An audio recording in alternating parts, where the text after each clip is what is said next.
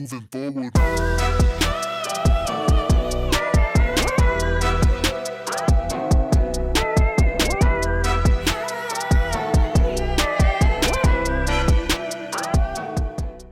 Right now, a future president could be running as a local candidate on your ballot. This person is vying to represent you, your family, and your community. Do you know what they are and what they stand for? Vote411.org is your tool for accurate and unbiased, up-to-the-minute election information on the candidates running in local races. Just enter your address to get started. Your vote is your power, the power to decide who represents you in 2022 and beyond. Get online, get the facts, and make your voice heard on Election Day.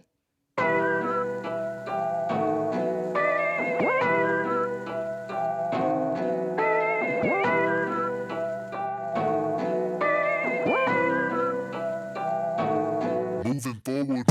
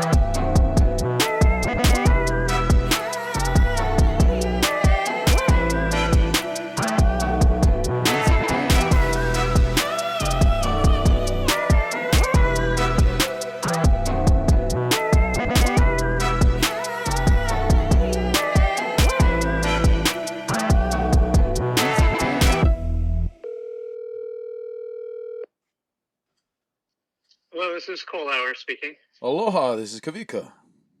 Kawika, how are you? Very good yourself, sir. Good. You can hear me good and everything? Oh yeah, you're coming in clear through the system. All right, good. That's my goal. I never know if I'm set up right. So Well, lucky for you, I always question my logistics. Yeah, no worries. We gotta use upcountry logistics because I gotta go Thank old you. school phone line up here. So Good. Perfect. all right, well, let's cut right into it because I got a lot of other Okay. candidates today, and I'd love to get in as much of you as possible. First of all, Sounds for good. everybody Just- listening, could Yeah, go I ahead. just? What was that? Go ahead. No, Sorry. go ahead. No. I just wanted to make sure we're ready to go. Oh, And ready to rock. I said, and yeah, roll. I am fine. So go ahead. No worries, man. All right, so for those listening at home and throughout Hawaii, who are you and what office are you running for? Very good. So my name is Colehour Bondera, and I am seeking to serve as the Hawaii County Council person for District 6, which is a significant percentage of Kona and nearly all of Ka'u. It's actually the biggest geographical district on our island. Nice.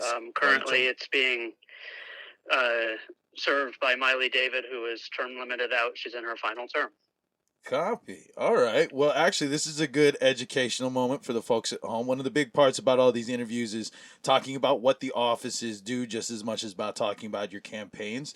And, we were actually talking about this on Maui, West Maui. Actually, there's someone terming out over there. So talking about what it's like to be caught in a power vacuum in this kind of season of campaigns where there's nobody fighting to get back in. So what's it like with an even playing field? That's a very good question, and I think, in my opinion, it goes back to my personal focus in life, which is, if I look back at being younger, it goes back to community development, and I want the community to have a fair set of choices and options when they're thinking about, what would serve them best. And I think that the community needs to, have or should have good choices on the table of who would best represent them and who's looking out for their needs and interests and who will they'd like to be able to communicate with. So I think that, like you said, in a power vacuum, there's a lot of unknowns, but at the same time, frankly, the coconut wireless system works pretty functionally in terms of we're a very small community and everybody knows each other. So I do not think that any individual is isolated or on their own. I think that it's a bigger picture for everybody. Oh, I definitely feel you on that sentiment, bro. Because like I've just recently started moving back from the mainland after a long time out there, and one thing I really did miss about back home, like I still had access to it. My auntie's always there for talk story, but like just like having a whole community at your fingertips in an analog way. For me, as a very anachronistic person, like that's always been that little Hawaiian part of me that's never gone away. Is like it's that being able to be in that physical sphere of people and being able to communicate openly. So that way, even from the glitz and the glamour all the way down to the dirty laundry, everybody knows what's going on. And I find that that's one of the few things that keeps Hawaii's communication system intact in a digital age where there's still quite a learning curve for it. Yeah, I agree with that. And I think that recognizing that there's so many people who are not, especially in a place like where I am at, there's so many people who are not connected with any internet anything. And, the percentages are not anywhere near 100%. And recognizing and understanding that and looking at the different ways of communicating, like you said, in person. And, the pandemic has not made that easy, but I think, we're at a stage of figuring out how to effectively and functionally interact and communicate so that everyone's relatively speaking relaxed. And I think, the fact that some people are needing the outreach and physical attention, I think is one of the most important aspects of my district's reality, which is it's, like I said, very spread out and very, a lot of people don't feel like they have a say in what's going on. So before we go deeper into your campaign, can we get a little history on you, bro? Sure. Yeah, that's fine. So I grew up on a farm with 10 siblings, and I went on to study agriculture. I ended up with 2 master's degrees from the University of California at Davis. And I think that I really have focused on my skills of communication with working with farmers around the world, and in the last 20 years have operated a small diversified organic farm in Honau now, which is South Kona. Raised my 2 children here, and they have effectively moved on with their individual processes and have completed college. And I just feel like it's time for me to help get our county on the road to being both healthy and secure, especially, with our current circumstances, but also the fact that I think the community needs some level of leadership to bring the different organizations and agencies and programs that are in existence together to serve the community. So, right on. So then, pivoting towards your campaign, how does that all apply in what you would like to logistically bring to the table for your district? Well, I mean, I have a lot of thoughts on that question, but I think I'll just go to my basics, which are, besides, healthy, functional communication with the community members to seek what they prioritize. I think that we really need to consider the economy, and an economy that looks beyond and outside of tourism, because I really feel like Hawaii needs a diversified economy which works with and for all of the residents. And I think that was really emphasized, especially the first 6 or 9 months of the pandemic. I think that, with no tourists, all of a sudden, what the heck? And so I think that in my opinion, that's a vital thing that needs to be dealt with. I think that, truthfully, food security in Hawaii is so important, and we have to recognize the fact that, you know, Hawaii used to be a net exporter of food, and also that 60% of Hawaii farms are located on Hawaii Island, and the majority of them are actually in my district and or the adjoining district on the west side of the island. And so I think that we're talking about a lot of people. We're talking about a lot of farms. We're talking about agricultural production, but we're really also talking about food distribution, which is one of the issues that isn't really well dealt with.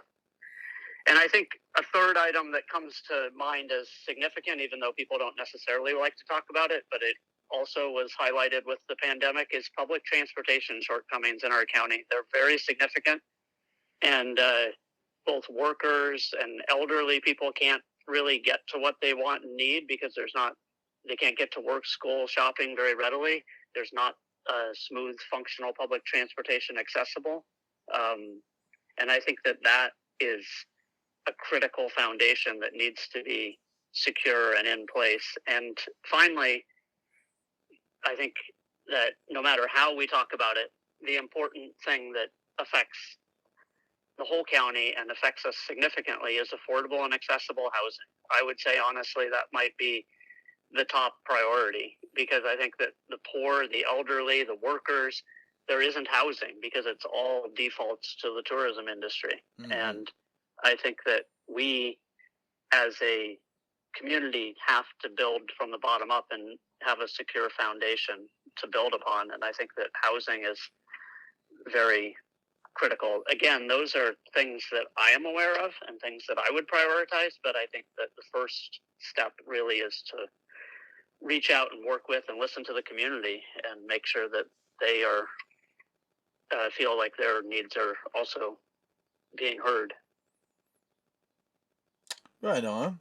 So, like, big picture, you know, for a guy of your stature and your and your accolades, like, what's the beyond that you can see with, you know, I mean, you seem to be the engineering mind type, so, like, beyond this, like, what's the big goal? What would you like to see become what's an example of, like, a future program to exist so we can inspire something into the those that sit above you that are handing that money down? Because those are people that look at things in, like, 6-year patterns even sometimes. And while you're there boots on the ground day to day, if I had something to say to them from you, what could it be to help keep the state in mind of the county? I think that's a very good question. Thank you. And I think I'm not sure that I am completely prepared to come up with an example, but I'll use an example that I had thought about, which I also, bring my personal experience from, which is, in the agricultural realm, in the farming realm, like I said, there's a lot of farmers in this, in my district and in the county. And the truth is that efforts that are successful don't need to just be bringing federal money in to the people in order to import chemical inputs, including chemical fertilizers. But really, we need to look at our history. Like I said, Hawaii was a net exporter of food prior to any of this existing. Mm-hmm. And now we're importing food, and we're also importing all of those chemical inputs. And frankly, even if it's not certified organic farming, with farmer research, we can identify how to deal with things like pests, diseases, and also we have the production. We have the fish, for example, only an example, and biochar. We have stuff that is already happening in Hawaii that they aren't circled around to be inputs for the agricultural realm when they can and do, actually. I have concrete experience and examples. Working with a neighbor who brings in fish from Honolulu to make fertilizer. And I think that there's at-home developed strategies for addressing these kinds of problems. And also, frankly, place-based organic agriculture is proven to be an effective means to help reduce climate change, which affects us all.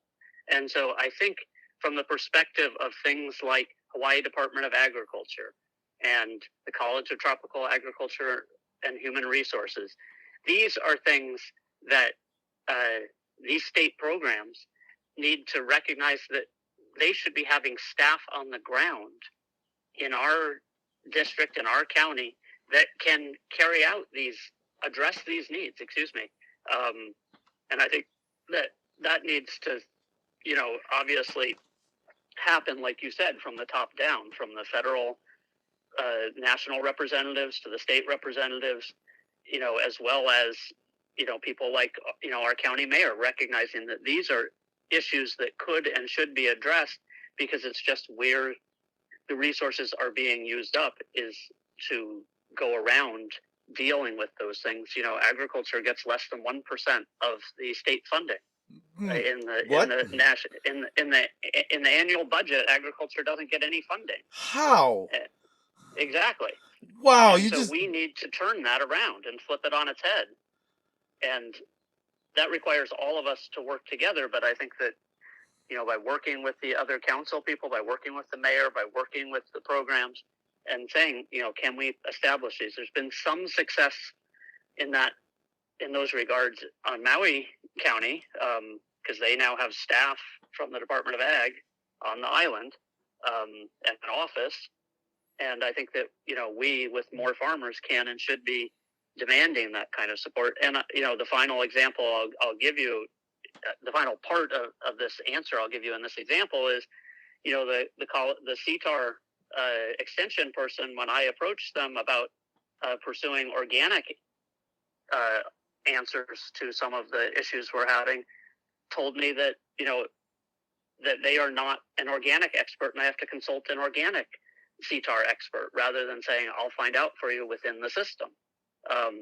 And so I am doing that. I have done that. But I think my point is make it accessible and available at home and on the ground. And I think that's the first thing that I would look to in terms of allocations, resources, and priorities.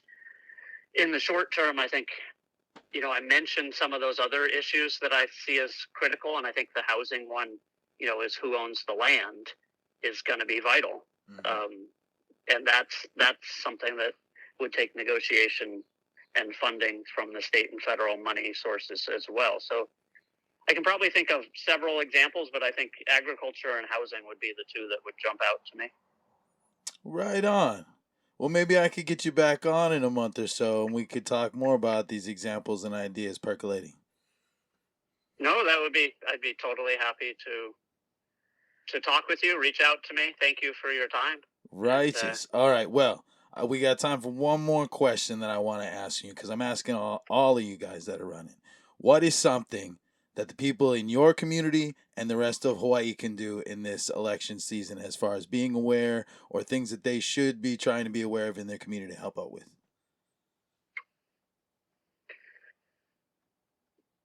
So your question is, generally speaking, how can people be more involved? I think that the answer isn't just a simple answer like people need to get out and vote, but I think that people need to demand and seek things like candidate forums where people are talking to each other and addressing the same questions so that they can make good judgment on, who to vote for. I think that community members should really be looking towards how can their voice be heard, and so demand that through their community centers and or their churches and their schools, and say that they want to be listened to and hear and be heard about their opinions, and write letters to the editor and get on the radio. I think that people can and should be more vocal and participatory, but I think that also be responsive when people reach out to them. And I think that combination of things, I would hope, can yield invitations to events, put on events, host events. I think is welcome and should also be encouraged at all the levels of individuals to groups. So I think tap into the groups you're already associated with, and get out and vote and get the neighbors to vote. Right on. So before you go, can you tell everyone how they can find your campaign, get in contact with it, and interact with you, digital and analog? Yeah. So my name again is Colehour Bondera, and that's the same as my website. So I'll spell it out. It's COLEHOURBONDERA.com. So ColehourBondera.com. People can find out my current activities and thoughts on my website. They can make donations. They can offer to volunteer to help me out with the campaign. They can reach out to me directly as well. And my direct email is team, T-E-A-M, Bondera, teambondera@gmail.com. So emailing me, people are welcome to email me directly, ask me questions, or tell me thoughts. Right. We'll make sure to put that all in the show notes so people know how to interact with you. Well, mahalo for coming on today, Colehour. No, mahalo, Kawika. I appreciate this opportunity. Awesome. And Hope mahalo to talk you all the more soon. listeners. Yes, absolutely. They appreciate it, bro. Okay. Aloha. Aloha.